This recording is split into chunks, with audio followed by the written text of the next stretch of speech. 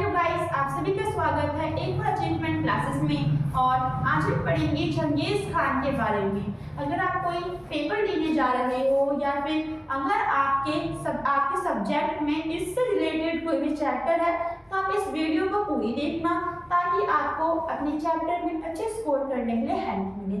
तो बिना किसी देरी के चलते हैं हमारे चैप्टर पर, जिसका नाम है यायावर साम्राज्य और इसका सीधा जुड़ाव चंगेज खान से होता है। ठीक है, अब देखिए यायावर साम्राज्य क्या होता है। सबसे पहले तो ये जानते हैं, यायावर साम्राज्य ऐसा साम्राज्य होता है जिसके जो लोग हैं वो एक जगह से दूसरी जगह पर घूमते हैं। जैसे कि अभी अगर हम देखें तो हमें बंजारे लोग दिखते हैं, तो बंजारों की ही तरह यायावर लोग भी होते हैं। ठीक है, अब हम यहाँ पे क्या देखेंगे कि कैसे घुमक्कड़ लोगों ने इस प्रकार का एक साम्राज्य स्थापित कर दिया और इसी साम्राज्य को हम पारमहाद्वीपीय साम्राज्य के नाम से जानते हैं। तो मैंने आपको पहले ही बताया था कि यहाँ पे हम चंगेज खान के बारे में पढ़ेंगे। जब भी आप चंगेज खान का नाम सुनते हैं तब आपके माइंड में एक आता है मुस्लिम धर्म का, लेकिन ये मुस्लिम धर्म से बिलोंग नहीं करता था, ये मंगोलिया जो जाति है उससे बिलोंग करता था। अब हम जानते हैं यहाँ पे इनका जीवन यापन, क्योंकि अगर हमें किसी भी व्यक्ति के बारे में पढ़ना है तो उससे पहले हमें उसका बैकग्राउंड पढ़ना चाहिए, मतलब कि वो कहाँ से था, वहाँ की जीवन परिस्थिति कैसी थी। तो चलिए इसको सबसे पहले शुरू करते हैं। पहला जीवन यापन हम यहाँ पे क्या पढ़ेंगे कि मध्य एशिया चारण भूमि चरवाही। जो यायावर जो लोग थे ये मध्य एशिया में रहते थे, स्टैटिस भूमि में रहते थे। चारण भूमि को हम कहते हैं स्टैटिस पर रहते थे और वहां पर ये लोग चरवाहों का काम करते थे। चरवाहे का मतलब जो कि अपने जानवरों को चराते हैं। नेक्स्ट पॉइंट यहाँ पे क्या है कि कृषि कार्य ये लोग नहीं करते थे। कृषि कार्य क्यों नहीं करते थे ये जान लेते हैं, क्योंकि जहाँ पे लोग रहते थे मतलब कि मध्य एशिया में, तो यहाँ पे कभी ज्यादा गर्मी कभी ज्यादा सर्दी, मतलब कि यहाँ का जो मौसम है वो अच्छा नहीं होता। अगर मौसम अच्छा नहीं होगा तो जो फसलें हैं वो भी अच्छी नहीं हो पाएगी। अब क्या हुआ यहाँ पे ये लोग जब ऊपर जाते थे तो ये लोग तंबुओं में रहते थे, इनका अपना कोई भी घर नहीं था। ये लोग अपना पेट शिकार करके पूरा करते थे। अब हम यहाँ पे तीसरा पॉइंट क्या पढ़ेंगे, इसी कारण उन्हें अपने पड़ोसी राज्य या फिर देश जो है चीन से इन्हें व्यापार भी करना पड़ता था। ठीक है, और कभी कभी तो इन दोनों के बीच लूटपाट भी हो जाती थी। अब यहाँ पे हमारे पास क्वेश्चन आता है कि चीन और मंगोलों के बीच में व्यापार किस चीज का होता था। तो देखिए जो मंगोल थे लोग चीन को जो खाल या फिर जो जानवर थे, दूध, जानवरों से बनी हुई जो भी चीजें थे वो देते थे और इसके बदले जो चीन के जो लोग थे वो इन्हें औजार दिया करते थे, फसलें दिया करते थे एक्सेट्रा। अब क्या होता था, कभी कभी ज्यादा से ज्यादा चीजों की प्राप्ति के लिए यहाँ पे लड़ाई हो जाती थी और चंगेज खान मतलब कि मंगोल साम्राज्य के जो लोग थे वो यहाँ के लोगों को लूट पाट के भाग जाते थे और कभी कभी इन पर आक्रमण भी कर देते थे। और इसी आक्रमण के कारण दुनिया का एक अजूबा बनकर तैयार हुआ है जिसको हम कहते हैं ग्रेट वॉल ऑफ चाइना। देखिए ग्रेट वॉल ऑफ चाइना क्यों बनी, क्योंकि मंगोल साम्राज्य के जो लोग थे या फिर जो मंगोल जो लोग थे ये चीन पर आते थे, आक्रमण करते थे। उसी आक्रमण से बचाव के लिए यहाँ पे क्या बना, यानी दीवार बनी जो कि आगे चल के अजूबा भी बना।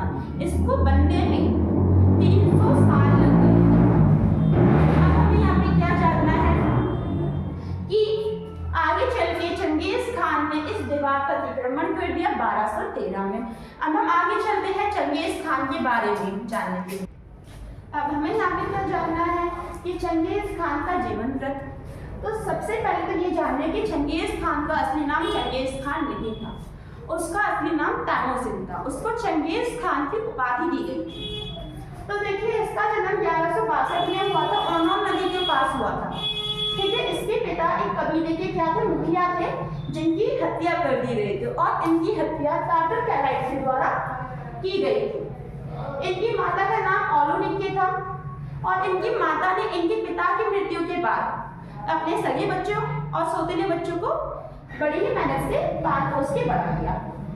1170 मतलब कि 8 वर्ष की आयु में चंगेज खान को अपहरण किया गया और उसको एक दास बनाया गया। और उसके बाद ही जो चीज़ है उसकी पत्नी के साथ हुई, उसकी पत्नी का नाम था बोरेटो। बोरेटो को भी किडनैप किया गया, उसको भी दास बनाने की प्लानिंग की गई और अपनी पत्नी को खोजने के लिए जो चंगेज खान है वो निकल पड़ा। यहीं से उसकी रियल जर्नी शुरू होती है, जहाँ पर उसने पारामानदीप साम्राज्य की स्थापना की।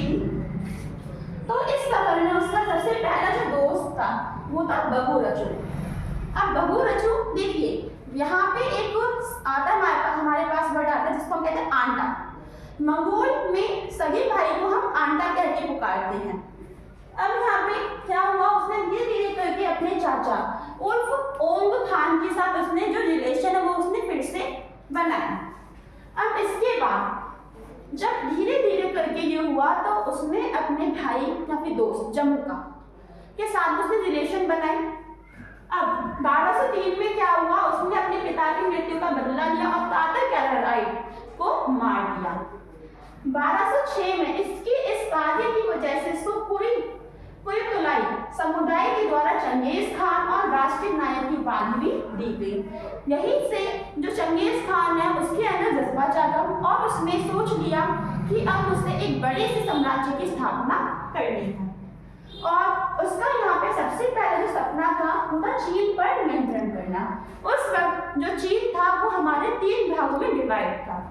पहला था सीसिया वंश, जर्चेन, शुंग। अगर आप जर्चेन का नाम सुनते हो मतलब कि पीकिंग राज्य। पीकिंग राज्य। अब यहाँ पे क्या हुआ, चंगेज खान ने सीसिया पे 1209 पे हमला करा और जर्चेन पर उसने 1215 में हमला किया और उसने 1213 में ग्रेट वॉल ऑफ चाइना पर भी हमला करा। अब हमें यहाँ पे क्या देखना है कि उसने आगे चलकर बुखारा, समरकंद, निशान, तारागढ़, तुर्फान जैसे कई राज्यों पर कब्जा किया और इसके इस कब्जे के दौरान इन राज्यों में कई सारे जो लोग हैं वो भी मारे गए। अगर मैं आपको इसकी खासियत बताऊं या फिर इसकी क्रूरता की, अपने आपको ये भगवान का दंड बुलाता था और इसने ये बताया था कि क्या ये भगवान का दंड है। जिन क्षेत्रों में जाता था अगर वो क्षेत्र समर्पण नहीं करते थे तो वो उन क्षेत्र के सारे लोगों को मार देता था। यही कारण था कि जो चंगेज खान है ये आगे चलकर सैकड़ों लोगों की मौतों का एक कारण बना या फिर लाखों लोगों की मौतों का एक कारण बना, क्योंकि अगर ये किसी एक राज्य पर कब्जा करता तो उसमें 13,000 लोगों को ऐसे ही मार डालता था। अब यहाँ पे भी क्या देखना है कि इसने निशापुर और बुखारा पे कुछ ज्यादा अत्याचार करे थे, जिसमें से आपकी बुक में निशापुर पे कुछ डिटेल कहानी बताई गई है। यहाँ पे ये बताया गया है आपके एनसीईआरटी में कि जो निशापुर नामक एक राज्य था जिसमें इसके दामाद या फिर राजकुमार की हत्या कर दी गई। और ये बात सुनते ही जो चंगेज खान ने निशापुर गया और उसने वहाँ के सारे जो लोग हैं उनको मरवा दिया, यहाँ तक कि इसने वहाँ के जो कुत्ते बिल्लियाँ हैं उसने उनको भी नहीं छोड़ा। और इसके बाद 1227 में इसकी मौत हो गई। अब देखिए यहाँ से आपके पास एक इम्पॉर्टेंट क्वेश्चन बनता है, चंगेज खान की सैनिक उपलब्धियां क्या थी। ठीक है, तो सबसे पहले तो ये जानिए कि चंगेज खान जो सेना के दशमलव पद्धति के आधार पे थी, मतलब कि उसकी जो सेना थी ग्रुप्स में बटी हुई थी। सेना में हर घर का जो व्यसक होता था वो इसका भागीदारी होता ही होता था। और इसने आगे चलकर इसको फिर से संगठित करा, मतलब कि इसने इसको फिर से बनाया, क्योंकि पहले जो सेना थी ये कबीलों के आधार पे बनी हुई थी।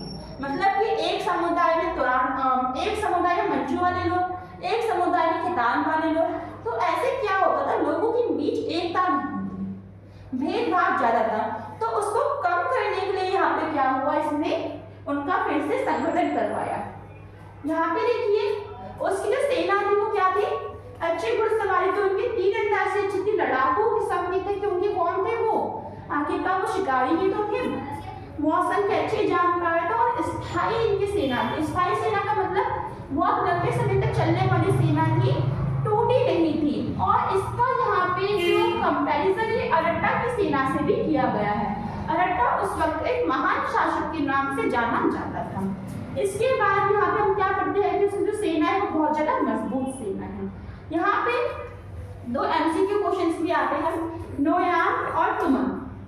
मैंने आपको बताया था कि चंगेज खान ने जो सेना उसने फिर से बनाया था, तो उसमें ऐसी सेना जो कि उसके पुत्रों के हाथ में थी उसको हम कहते हैं नोयान, और 10,000 का सबसे बड़ा सेना का ग्रुप को हम कहते हैं तुमन। अब हमें यहाँ पे क्या पढ़ना है कि चंगेज खान के उपरांत मंगोल। यहाँ पे एक छोटा सा टॉपिक है, इस टॉपिक के बाद आपको हर किसी में चंगेज खान की बातें पूछने वाली है। तो जब चंगेज खान की मृत्यु हो गई तो उसका जो राज्य 2 भागों में बट गया, 1236 से 1242, 1255 से 1300। अब इसका मतलब क्या ये जाती है, 1236 से 1242 में कीव पोलैंड जैसे देशों को नियंत्रित किया गया, और 1255 से 1300 के बीच ईरान और इराक जैसे जो राज्य हैं उन पर कब्जा किया गया। अब हमें यहाँ पे क्या करना है कि सेना, यहाँ पे ये जानिए कि 1203 के सेना और 1260 की सेना में बहुत बड़ा फर्क आ गया। क्यों? क्योंकि चंगेज खान नहीं रहा, और चंगेज खान के कारण ही वहाँ की जो सेना थी वो अच्छी और अस्थायी सेना थी। अब 1260 में 1260 में जो मंगोल की जो सेना है वो मिस्र वासियों से हार गई। इसके मुख्य 2 कारण हैं। पहला कि उत्तराधिकारी से लेकर यहाँ पे मंगोल साम्राज्य में उत्तराधिकारी से लेकर आंतरिक रूप से अंदर क्या चल रहा था, झगड़ा चल रहा था। और क्या था दूसरा कि धीरे धीरे करके जो मंगोल साम्राज्य वो कमजोर भी होता गया। इसी कारण 1260 की जो सेना है वो मिस्र की सेना से हार गई। अब आगे में नया टॉपिक आता है जिसमें सामाजिक हम जो संगठन है, सामाजिक जो स्थितियां है वो पढ़ेंगे। तो सबसे पहले तो ये जानिए कि जो चंगेज खान है इसके 4 पुत्र थे, जोची, चगताई, ओगोदई, तोलई। ठीक है। अब उसने जोची नामक पुत्र को क्या दिया, रोस दिया, और इस पुत्र ने बाद में जाकर सुनहरा जो गिरोह है, जो गिराह है उसकी स्थापना की। इसके बाद चगताई को उसके पुत्र के द्वारा तुरान दिया गया, और इसने बाद में चल के तुर्किस्तान पर कब्जा किया। ओगोदई को उसका राज्य अभिषेक किया गया, मतलब कि ये राजा बना अगला किसके बाद, चंगेज खान के बाद। और तोलई जो कि सबसे ज्यादा छोटा पुत्र था, इसको पेट्रक भूमि दी गई, मतलब इसको मंगोलिया क्षेत्र दिया गया, और इसने बाद में जाके इल्खानी की संरचना भी की। ये हमारी वीडियो, नेक्स्ट वीडियो जरूर देखना जिसमें हम कंप्लीट करेंगे पूरा का पूरा चैप्टर और चंगेज खान से रिलेटेड और भी ज्यादा इंटरेस्टिंग फैक्ट।